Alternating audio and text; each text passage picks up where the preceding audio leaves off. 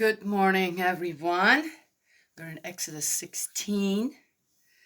It's going to be a gorgeous day here. The sky is totally blue, bluish white right now. Sun's just coming over the hill and the horizon, and it just is illuminating the first part of our hills here. And the birds are going crazy out there. So beautiful to wake up, right? Yeah, to the roosters crowing. And I've lived here so long with roosters, it doesn't bother me at all. But the bird sounds, and my windows are always open. I did close them when it was really, really cold. But at night, I've got to have a crack open anyway. And now they're open again, and so beautiful to wake up to the sounds of the birds tweeting out there, having their morning concerts. Yeah. So, one thing that I came across this morning is misunderstandings that people have. And you say something, and how you mean it, right? I mean, one doesn't always from scratch explain something when you're in a conversation. And then, people don't necessarily know your background, your experiences, and vice versa. And so when I have a conversation with someone, I try to, and I'm going, oh, that's not, no, what? I try to ask some questions to see where the person is at, to counteract misunderstandings that then can lead to being upset and mad, and assuming the other person, assuming that I just said something that was offensive, or yeah, right, yes. So, and then people get quiet and they won't talk, and they turn away and walk away, or this or that, yeah? And it's silly. That's silly to me. Adults shouldn't act like that. Ask the questions, right? Okay, all right. How did you mean that exactly? Why are you saying that? What kind of foundation you have? What kind of knowledge do you have to say that? Right? Yes? And it's interesting on how a conversation can become really productive then, right? Yes? Rather than end in a feud, right? Well, anyway, so there it is. That's what I wanted to say to start with. One shouldn't be afraid to ask questions. When certain things come up, I ask God questions. So I said, man, I don't get this. Why is it this way? Or what would you do, in a situation like that? And the thing is if you really listen, the answers are always there. And the interesting thing is the answers are always kind of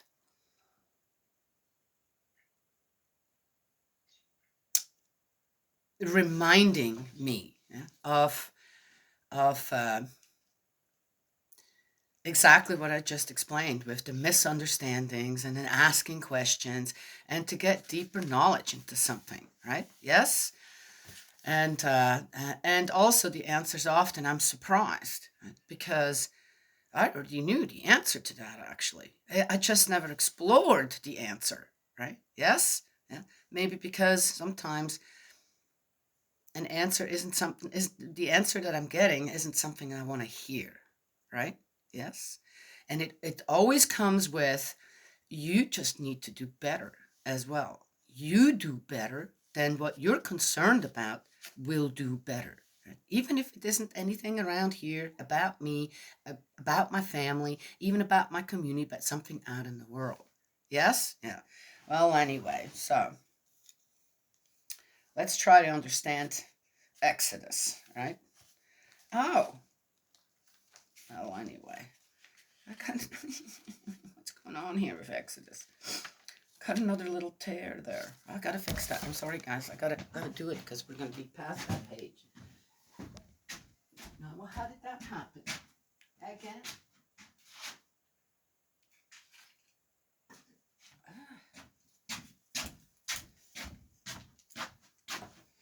I have to find the answer to that.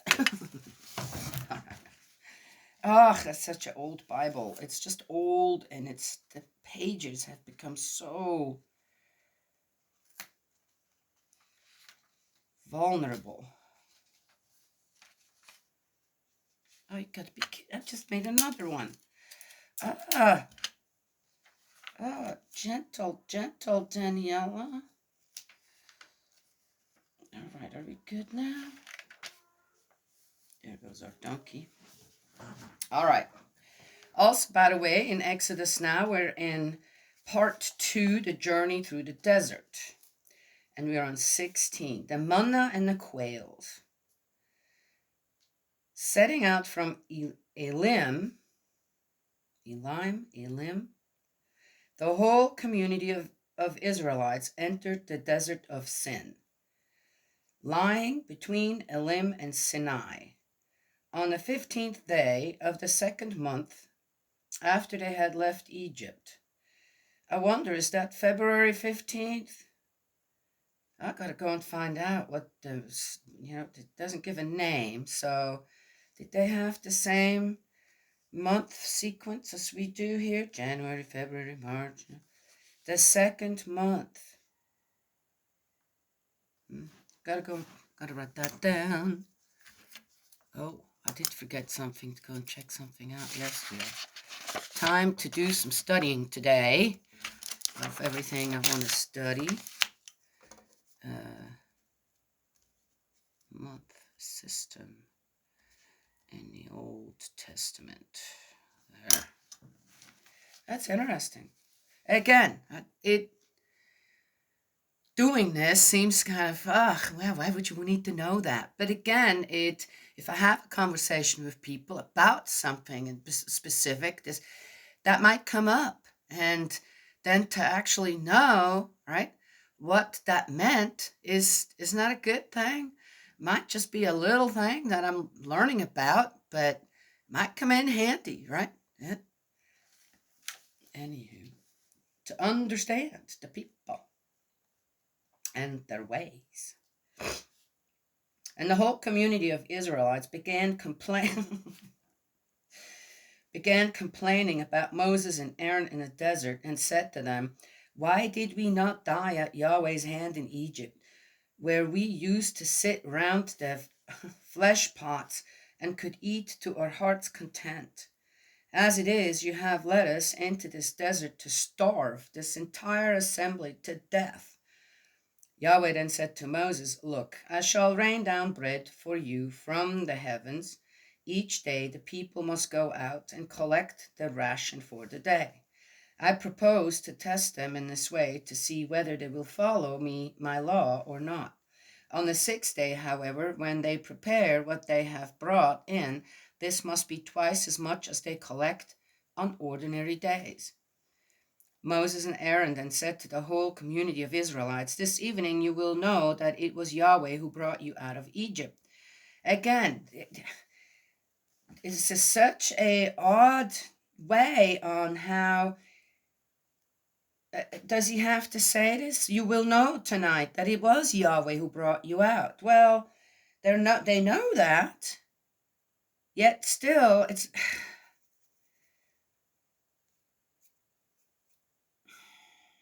was slave life not that bad in Egypt, right? Is that why they have slaves? They don't think, hey, we give them a pretty good life. It doesn't matter if they're slaves or free people, right? Yes? It's an odd one, yeah. Also, didn't they have, again, how many? There's got 600,000 men. So there had to be at least, I don't know, a couple million people on the journey through the desert. I'm just thinking how many wives each one of them had, and the children. So how many were 1.5 to 2 million people? Now they also brought all that livestock with them, right? So they have milk for sure, and they still are having babies. It doesn't say for how long they've already been in the desert. So, right, have they slowly just used up all that? But again, seems to that there is food. Seems like there should be. No, no, yes, can make all kinds of things out of milk. I don't know. I'm not sure. I'm not sure what this is all about. That they need bread, and so they had no flour. So they wanted some bread with their meat. No, what they said they didn't have. Okay, all right, all right. It's an odd one. Not sure. Maybe too many people can't. Yeah, even though they have a lot of animals and this and that with them, it just isn't enough. All right. So tomorrow morning you will see the glory of Yahweh, for Yahweh has heard your complaints about him. What are we that your complaint should be against us?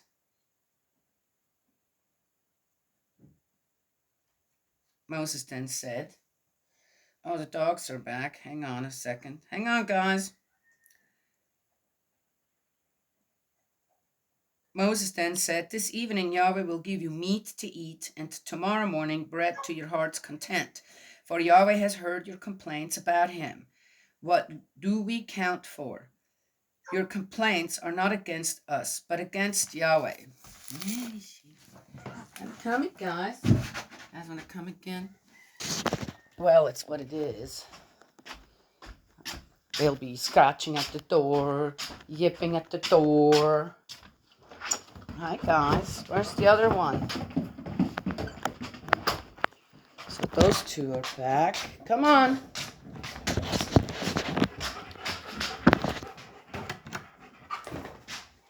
Oop, oop, oop, oop. Oh. Come on, boy. Get the door here. Yeah, it's getting warm. Ah, yeah, yeah, yeah. Okay. Oh, you're dirty. Good boy. Good boy.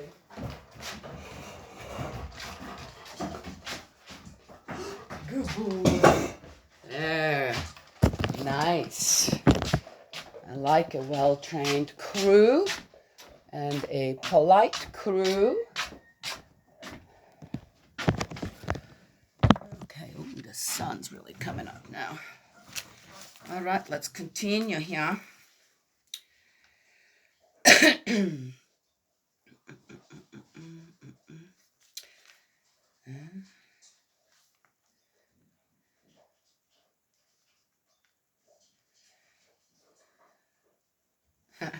Kind of interesting. Huh? People are afraid of God, but then have no problems and complaining. That evening, quails flew in and covered the camp, and next morning there was a layer of dew all around the camp. When the layer of dew lifted, there on the surface of the desert was something fine and granular, as fine as hoarfrost on the ground. As soon as the Israelites saw this, they said to one another, what is that? Not knowing what it was, that Moses told them, is the food which Yahweh has given you to eat. There are Yahweh's orders. Each of you must collect as much as he needs to eat. A homer per head. Oh, a homer. What's a homer? Oh.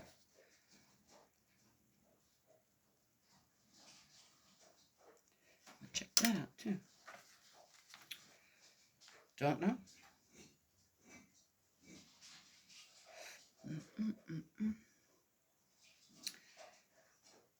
For each person in his tent. The Israelites did this. They collected it, some more, some less. When they measured out what they had collected by the homer, no one who had collected more had too much. No one who had collected less had too little. That's according to each household. Huh? So what does it sound like? Each had collected as much as he needed to eat. So was this something that they collected and then made bread out of? It's kind of what it sounds like. It doesn't sound like there was just bread laying around. Moses then said, no one may keep any of it for tomorrow. Oh, but some of them took no notice of Moses and kept part of it for the following day. and it bred maggots and smelt foul. Oh. And Moses was angry with them. Morning by morning they collected it, each man as much as he needed to eat, and once the sun grew hot, it melted away. Now on the sixth day they collected twice the amount of food, 2 homer per person, and all the leaders of the community came and told Moses this. Moses replied, "This is what Yahweh said. Tomorrow is a day of complete rest, a Sabbath sacred to Yahweh. Bake what you want to bake, boil what you want to boil, but put aside what is left over to be kept for tomorrow." Oh, but I thought that it would spoil overnight. I guess not this one.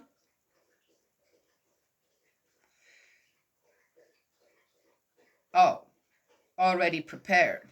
You can't keep the raw ingredient. Maybe that's what it is.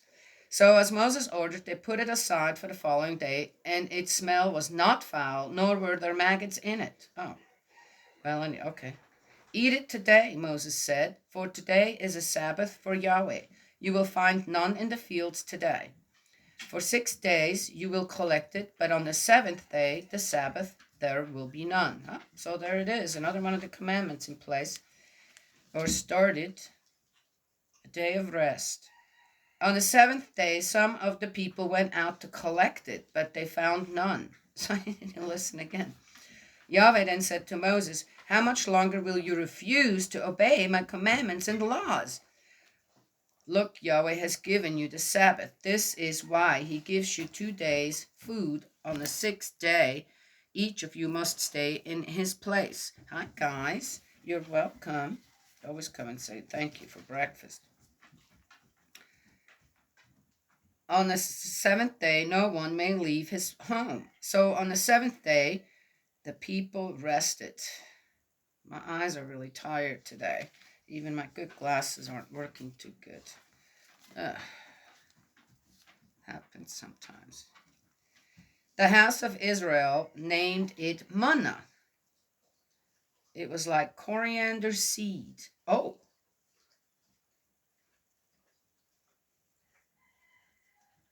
It was white, and its taste was like that of wafers made with honey. Oh. Moses then said, "These are Yahweh's orders. Fill a homer with it and preserve it for your descendants, so that they can see the bread on which I fed you in the desert when I brought you out of Egypt." Moses then said to Aaron, "Take a jar, and in it put a full homer of manna and store it in Yahweh's presence, to be kept for your descendants." Accordingly, Aaron stored it in front of the testimony to be preserved, as Yahweh had ordered Moses. Okay, let's read a little more here. The Israelites ate manna for 40 years. Up to the time they reached inhabited country, they ate manna up to the time they reached the frontiers of Canaan. A homer is 1/10 of an ephah. I don't know what that is either. I guess it'll come up when I look at that. That's the end of 16. I had a friend from Israel, and she was in a part of the homeschooling group. She had a bunch of wild boys. Holy cannoli. Really sweet boys, though. Very nice boys, but boy, they were a wild bunch. And we had, I guess, because she was from Israel, and she was actually from Israel, and then came to the United States. I'm not sure if she married an American or if I don't think I ever met her husband. I can't remember. And me being from Switzerland, somehow we really clicked in that homeschooling group. And we both, at the time I made bread myself as well. So we would get together about once a month and we baked just all kinds of bread. I mean, we ended up with buckets and buckets of bread. And there was one that she made that you can store up to 6 months, maybe even longer, just in a dry place. And then when you're ready to eat it, you heat it up again. I think you put some water on and you heat it up again, and you can eat it. It's once it's dry, right after the baking or how she baked it, whatever. I can't remember what she put in it, but it would be interesting. I'm gonna go check that out. That bread. I'm gonna check that out again. But she made that bread. We made that bread, and it got stone hard. I mean, not kidding. If you'd broke out a tooth trying to eat it like that, it was stone hard. And without refrigeration or freezing or anything, it would keep on the shelf up to 6 months. So I wonder, okay, well, I'm sure that in Israel they still have some practices of some things from thousands of years ago? Or has that gotten all lost as well? I had never heard of that bread before, and I've baked a lot of bread. In Switzerland, bread is one of those main things that you have with your food, and many different ways to make it and also to have it last longer. In Switzerland, bread that's made properly, okay, just gets hard. It doesn't mold, it just gets hard, okay? I'm not kidding. And then oftentimes, well, my mom reused just about everything all the time, but sometimes she'd give us some to go feed the ducks, which was really nice too. Anywho, that's what I wanted to share this morning. Manna from heaven. What do you think, Bo? The quails is an interesting one too, right? Yes? I said, didn't they have enough livestock and stuff with them? Oh, in the desert, how much is there to eat for these animals? How did they survive? Well, there is some. I mean, the desert, it's not like there is nothing there. Oh, wait a minute. When you look at the sand dunes that they have in certain places of the earth, is that how? Is that how that desert was? What was the desert like that they went through? The desert of sin. Oh, must read up on that. Huh? So again, how do I want to take this whole journey about the Israelites? It'd be nice to kind of get some. I bet there is some out there. I just never checked it out again. So my question here is there a story of on how the terrain actually was in that desert and what could survive and how much food there was? Could animals, if you have big flocks of animals with you, would there be enough? Or would you have to gradually, right? The starving animals that were plump at one point leaving Egypt, you'd have to start eating them, and then that's how they ran out of food. Could that be it? I don't know. Right? Yes. Anywho, so must I can presume all kinds of things. Why don't I go and study up a little on it, see if actually someone had the same idea and said, I'm going to make a little story out of what that might have been. I always thought manna from heaven, it was already there, pick it up. Now it sounds like that it was some kind of a seed, right? That then was ground into flour. And there was always enough dew in the morning that there was water. So they had to have water too. Where did they get the water after? Right. All right. So they found the spring. So are they still there? I guess they are. All right. Find out more. It's a journey. It's a story, right, of travelers now. It's become, and the difficulties that they went through. Right. Yes. Kind of reminds me a little bit of my own travels, right? And certain situations I got myself into, or we got into, whoever traveled with me, and on how, in a way, that guidance was always there from heaven. It always was. Yeah. There is something to it when you have faith and belief. There just is.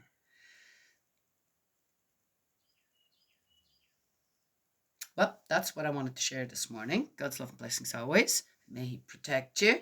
And I'll talk to y'all another time.